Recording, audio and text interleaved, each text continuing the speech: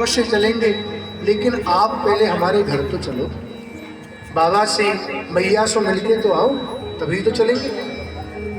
अक्रूर जी यहाँ से नंद बाबा के पास और यशोदा मैया के पास पहुंचे हैं। श्री सुखदेव स्वामी कहते हैं, राजन सुखोपविष्ट पर्यंके राम कृष्ण रुमानिता लेभे मनोरथान स्वान पथियान सचकार।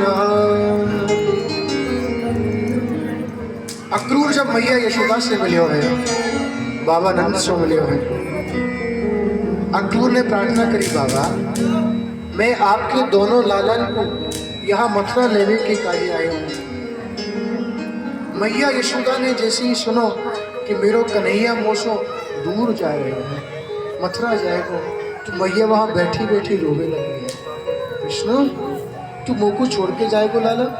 ना, मोको छोड़ के मैं चाहिए कन्हैया। मैया यशोदा ने कन्हैया को समझाया है। रात्रि हुई है, अक्रूर जी को पलंग पर शयन करा दिया है। रात होते होते ये समस्त ब्रजमंडल में खबर फैल गई कि कृष्ण प्रातः काल होते ही इस वृंदावन को छोड़ करके मथुरा चले गए। पूरा ब्रज आज सो रहा है, लेकिन मैया यशोदा को नींद नहीं आ रही। मैया कन्हैया के पलंग के पास बैठ करके बैठी बैठी रो रही है। मैया के अश्रु बिंद जब कन्हैया के चरणों पर गिरे हैं, कन्हैया की नींद खुली है। मैया तू सोई ना है अभी तक? मैया कहाँ बात है, काय को रो रही है मैया? अरे एक आध दिना की तो बात है, मैं बहुत जल्दी तेरे पास आ जाऊंगा। मामा ने बुलाया, जानो पड़ेगा मैया। माँ को बहुत प्रकार से समझाया। प्रातः काल हुआ है।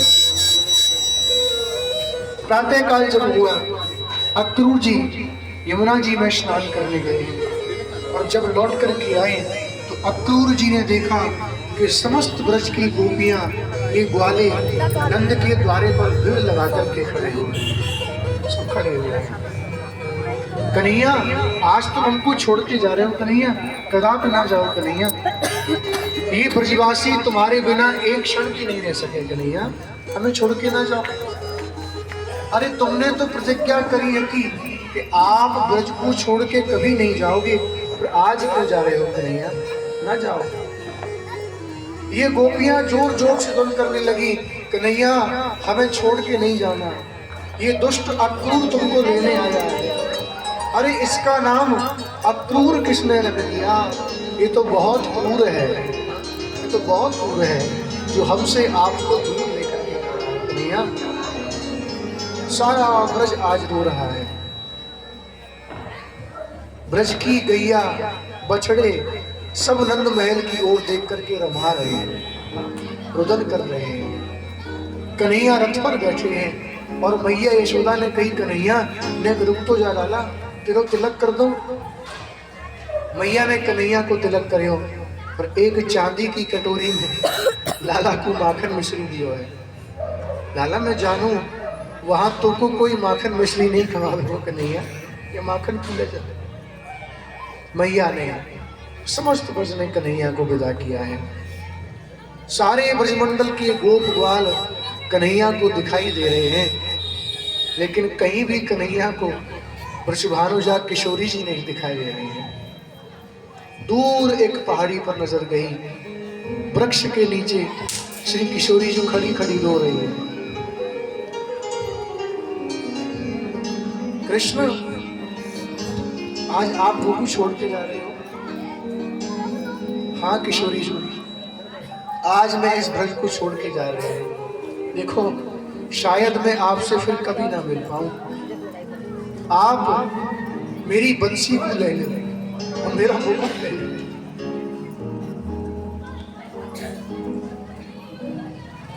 भगवान ने अपना मुकुट और बंसी श्री किशोरी को प्रदान किया है।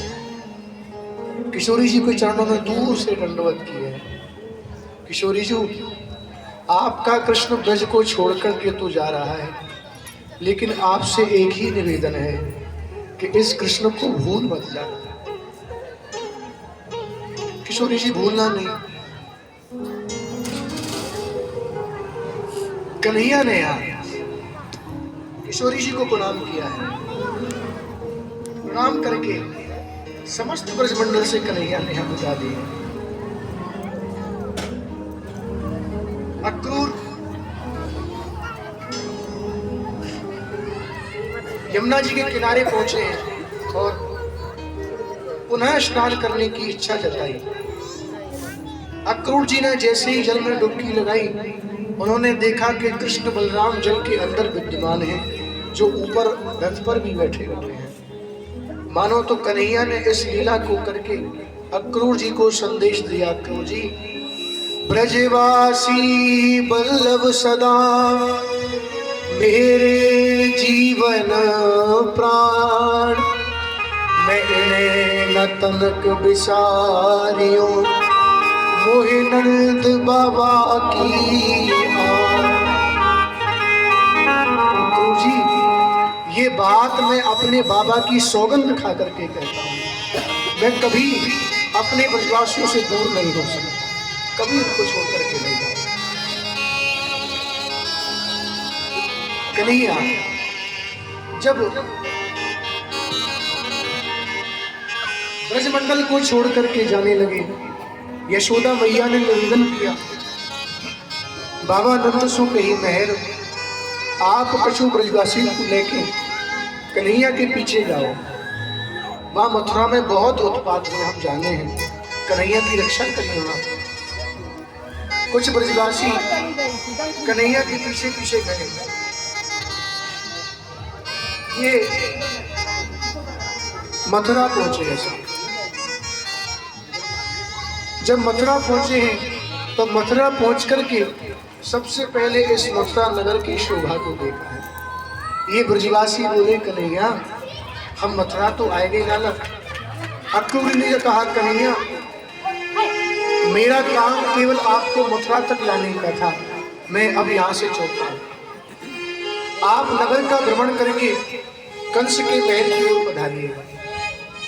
ब्रजवासी बोले, कन्हैया देख, ये मथुरा कंचन की नगरी है ना, यहाँ सब कितने सुंदर सुंदर बन के घूम रहे हैं, और हम ब्रजवासी हैं कन्हैया, हमारे पास तो पहनने के काजे कपड़ा ना है कन्हैया, ने कपड़ा तो दिलवा दे कहीं से।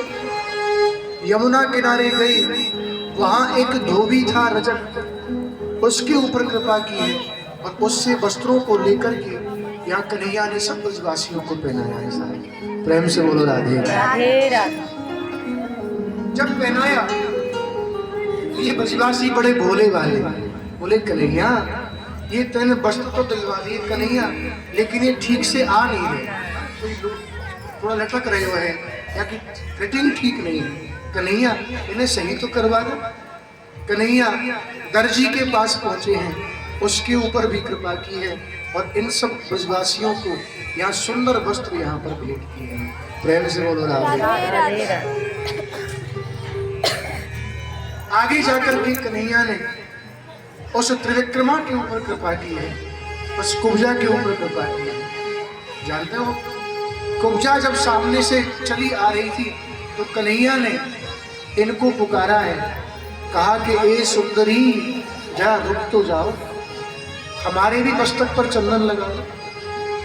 इस बात को सुनकर के कुब्जा को बहुत क्रोध आया। कुब्जा बोली, आपने इस प्रकार से मुझे संबोधित किया है, मैं जानती हूँ मैं कुरूप हूँ, मैं 3 जगह से टेढ़ी हूँ। लोग मुझे कुब्जा कहते हैं, टेढ़ी कहते हैं, त्रिविक्रमा कहते हैं, मुझे बिल्कुल भी बुरा नहीं लगता क्योंकि मैं ऐसी ही हूँ, लेकिन आपने मुझे सुंदरी कह करके यहाँ मुझे लज्जित किया है, आपने ये ठीक नहीं किया। ठाकुर जी ने कहा कि थोड़ा सा चंदन हमको दे दो, ब्रजवासियों को दे दो। कुब्जा ने यहाँ ठाकुर जी को प्रणाम करके चंदन दिया है। बलराम जी के इशारे पर कन्हैया ने इस कुब्जा को पीठ से पकड़ा है और अपना घोंटू लगा करके एक जोर से झटका दिया और ये कुब्जा सीधी खड़ी हो गई है। बोलो भक्तवत्सल भगवान की जय। कुब्जा सीधी खड़ी हो गई और ये बहुत सुंदर स्त्री यहाँ पर बन गई है। कहीं कहीं ऐसा भी बताया जाता है कि एक विवाह कन्हैया ने कुब्जा के साथ में किया। प्रेम से बोलो राधे राधे राधे। आगे गए कन्हैया तो यहाँ मथुरा में जैसे ही कंस की महल की पर्दी में प्रवेश करने लगे, वह होली गेट आया, वहां पर वह विशाल का एक कुवलिया पीड़ खड़ा था।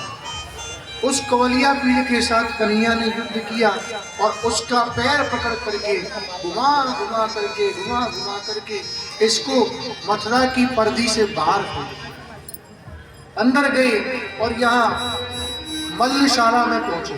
हाँ, प्रेम से बोलो राधे राधे राधे। मल्लशाला किसे कहते हैं? बोलो बोलो। कुश्ती, जहाँ बड़े बड़े पहलवान दंड बैठक करते हैं उसको मल्लशाला कहा है। कृष्ण और बलराम मल्लशाला में प्रवेश किया और वहां पर जो बड़े सबसे मल्ल थे, चांडूल और मुष्टिक, उन दोनों पर प्रहार किया और उन दोनों का भी वध कन्हैया ने कर दिया है। प्रेम से बोलो राधे राधे। यहाँ कन्हैया धीरे धीरे कंस के महल की ओर आगे बढ़े हैं और कंस एक ऊंचे सिंहासन पर बैठा हुआ था।